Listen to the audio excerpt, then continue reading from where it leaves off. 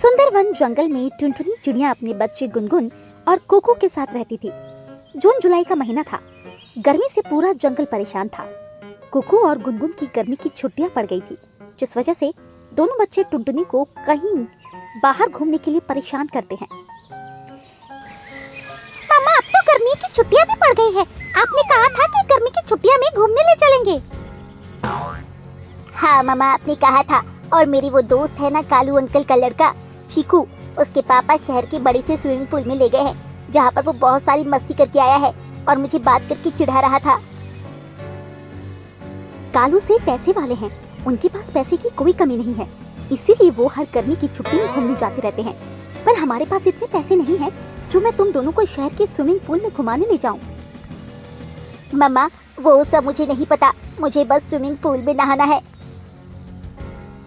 इतना कहकर कुकू गुस्से से बेड पर जाकर सो जाता है। टुनटुनी चिड़िया ये देखकर परेशान हो जाती है और मन में सोचती है, हे भगवान, न जाने इस लड़की को कहां से स्विमिंग पूल का भूत चढ़ गया है। मैं अब इसकी जिद कैसे पूरा करूं? दरअसल इस साल बारिश नहीं हुई थी, जिस वजह से जंगल की नदी, तालाब, झील सभी सूख गए थे। दूसरी तरफ बंटी कबूतर इस मौके का फायदा उठा रहा था, क्योंकि उसने एक अपना स्विमिंग पूल बना लिया था। फिर टुनटुनी चिड़िया बंटी कबूतर से जाकर कहती है, बंटी भाई, आप एक बच्चे का पूरे दिन का कितना किराया लेते हो स्विमिंग पूल का? मैं तो एक बच्चे का 1000 रुपए लेता हूँ। 1000 रुपए? इतना ज्यादा? कुछ कम नहीं कर सकते? देखो टुनटुनी बहन, माना कि हम दोस्त हैं, पर दोस्ती एक जगह और बिजनेस एक जगह है। मैं इसमें कुछ कम नहीं कर सकता, क्योंकि शहर के स्विमिंग पूल में 2000 से 3000 करके एक पक्षी का किराया लिया जाता है। मैं तो उस हिसाब से कम ही लेता हूँ ना। अच्छा ठीक है, सोचती हूँ। इतना कहकर टुनटुनी वहां से चली जाती है। टुनटुनी को जाते देख लकी कबूतरी बंटी कबूतर से कहती है, ये कौन थी और आपसे क्या बोल रही थी? मैं तो बहुत देर से देख रही थी, आप उससे बहुत देर से बात कर रहे थे। हे भगवान, मैं तुम्हें कैसे समझाऊं? शक करने की भी हद होती है।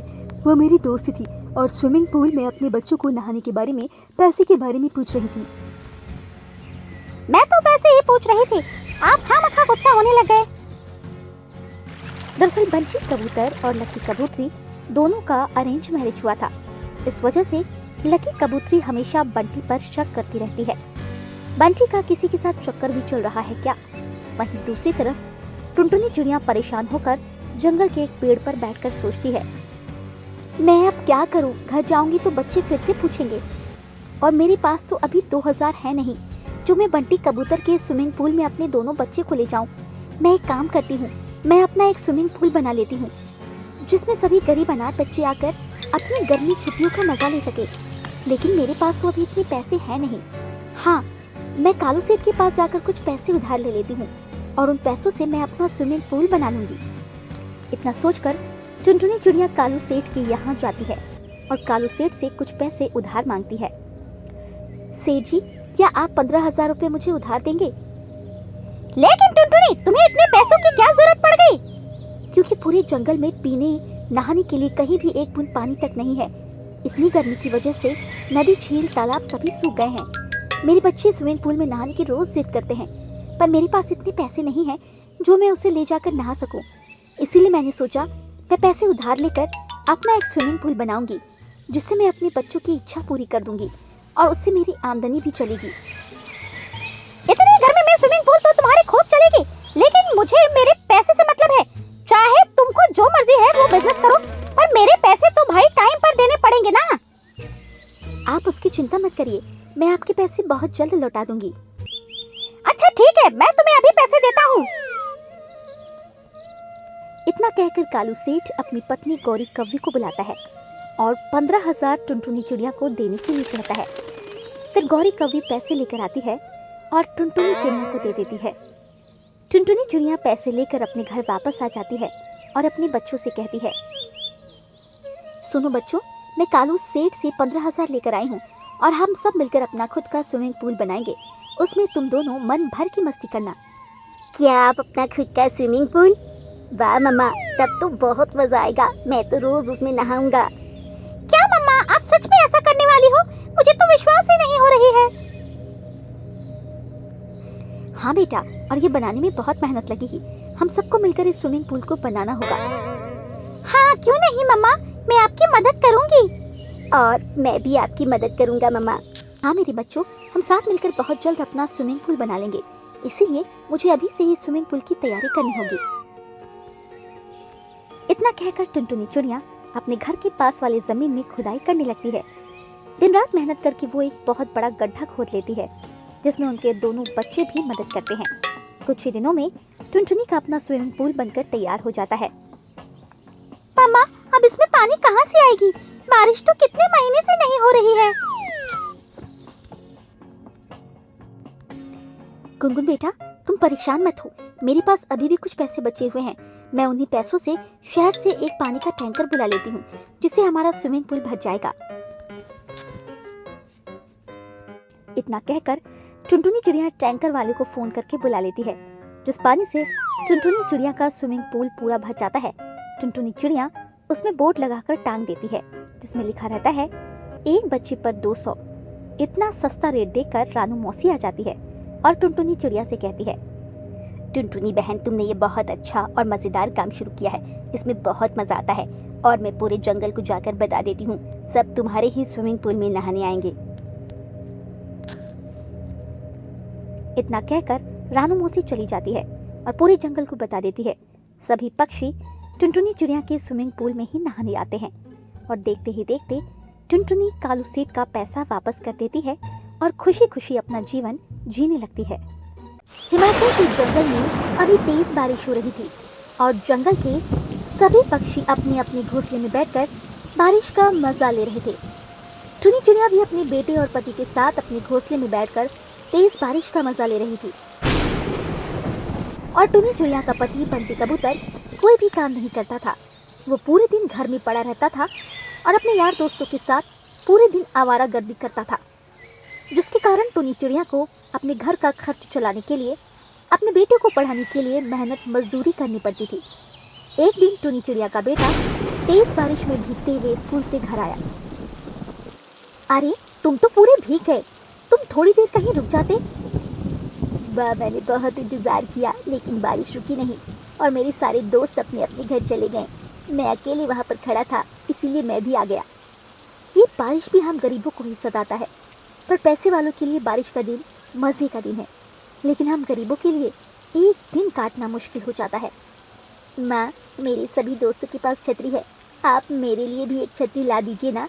उसके बाद मैं कभी भी इस तरीके से घर नहीं आऊँगा। हाँ बेटा, मैं अगले महीने ला दूंगी। टुनी चिड़िया ने चिंटू को छतरी लाने को तो कह दी थी, लेकिन बंटी कबूतर तो कोई काम करता ही नहीं था और टुनी चिड़िया जो काम करती थी वो सिर्फ घर के खर्चे में ही लग जाता था, जिस वजह से पैसे बचते ही कहाँ थे जो वो उसके लिए छतरी लाती। तभी बंटी कबूतर अपने आवारा दोस्तों के साथ घर पर आ जाता है।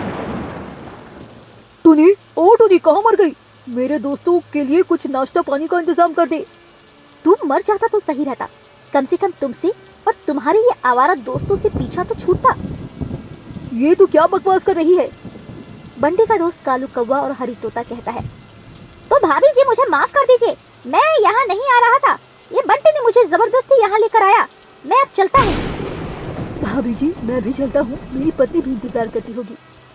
इतना कहकर बंटी कबूतर का दोनों दोस्त वहाँ से चला जाता है। वो दोनों के जाने के बाद टुनी चिड़िया गुस्से से बंटी कबूतर से कहती है, तुझे अपनी बेटी की फिक्र नहीं है, लेकिन मुझे तो है। पूरा दिन कालू कौवा और हरी तोता के साथ घूमते रहते हो, तुम्हें बिल्कुल भी शर्म नाम की चीज नहीं है क्या? बंटी कबूतर उसने टुनी को गुस्से में जोर से थप्पड़ मार दिया। तुम्हें बिल्कुल भी शर्म नहीं आती क्या? मेरे दोस्तों के सामने मेरी बेइज्जती कर दी, अब क्या इज्जत रह जाएगी मेरे दोस्तों के आगे?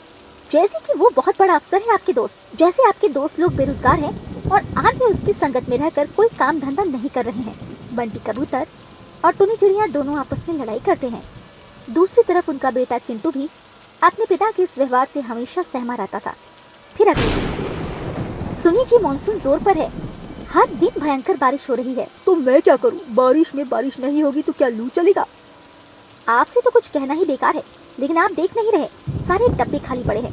बारिश की हालत आप देख ही रहे हो। अगर यूं ही होती रही तो बाहर निकलना मुश्किल हो जाएगा। इसलिए मैं चाहती हूँ कुछ राशन खरीद कर रख लिया जाए ताकि आगे दिक्कत ना हो। टुनी चिड़िया की बात सुनकर बंटी कबूतर को बहुत गुस्सा आया, लेकिन उसने सोचा अगर वो इस समय गुस्सा करेगा तो वो गुस्सा उसके ऊपर भारी पड़ जाएगा, क्योंकि वो डरता था कहीं गुस्से में टुनी चिड़िया उसको घर से ना निकाल दे। सुनिए जी, आपको पता है चिंटू के पास छतरी भी नहीं है। वो हर दिन बारिश में भीगते हुए स्कूल से घर आता है। मुझे पता है, अगर मैं आज छोटा सा भी काम कर रहा होता तो घर की इतनी बुरी हालत नहीं होती। मैं बहुत शर्मिंदा हूँ, पर मैं वादा करता हूँ आज के बाद मैं कभी भी अपने आवारा दोस्तों के साथ नहीं घूमूंगा। मैं सच कह रहा हूँ, तुम्हारी सर की कसम। वैसे तो बंटी कबूतर ने कई बार ये वादा किया, लेकिन निभाया नहीं। फिर भी टुनी चिड़िया ने सोचा चलो एक मौका और दे देती हूँ। फिर वो काम पर जाने लगी। उसे काम पर जाते देख बंटी कबूतर ने कहा, सुनो, तुमने कहा था तुम्हारे पास कुछ पैसे हैं, लो मुझे दे दो। मैं घर का राशन और चिंटू के लिए छतरी लेता आऊँगा। ठीक है। टुनी चिड़िया एक बार फिर से बंटी कबूतर की बातों में आ गई और उसने राशन के सारे पैसे दे दिए और फिर काम पर चली गई। गाड़ी आई राशन लाने वाली। अरे भूखे पेट तो रहा जा सकता है, लेकिन अपने दोस्तों के बिना बिल्कुल नहीं।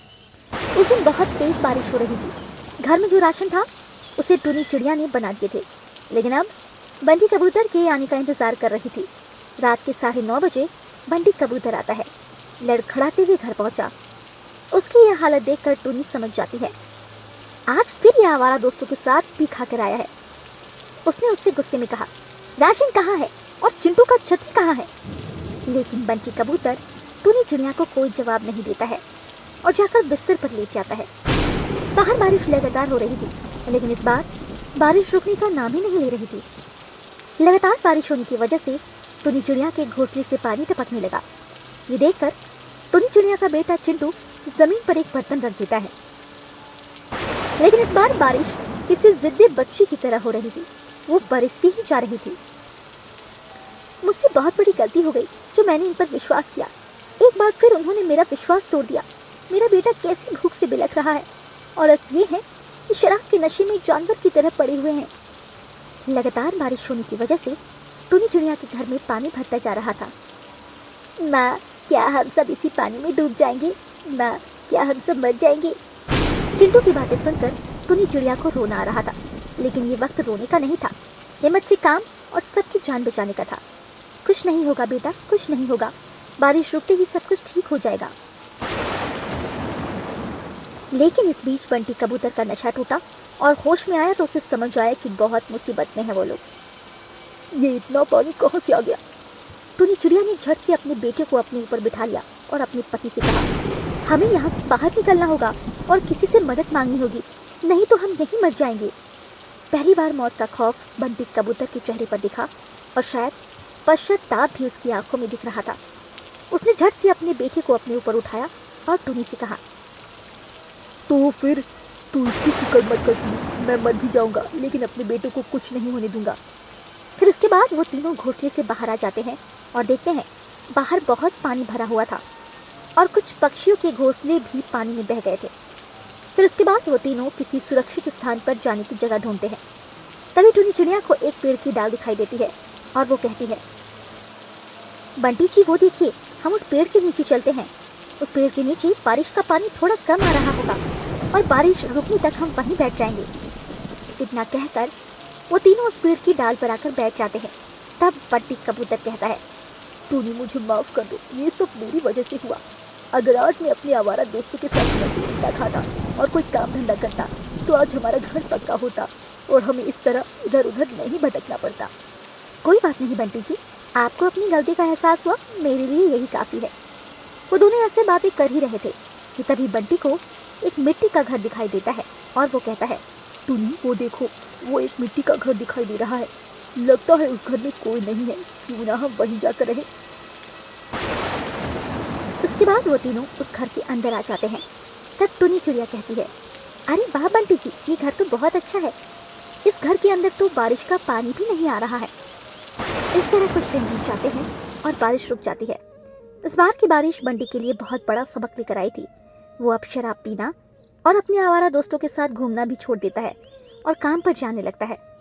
इस तरह वो सभी अपनी मिट्टी के घर में खुशी खुशी रहने लगते हैं।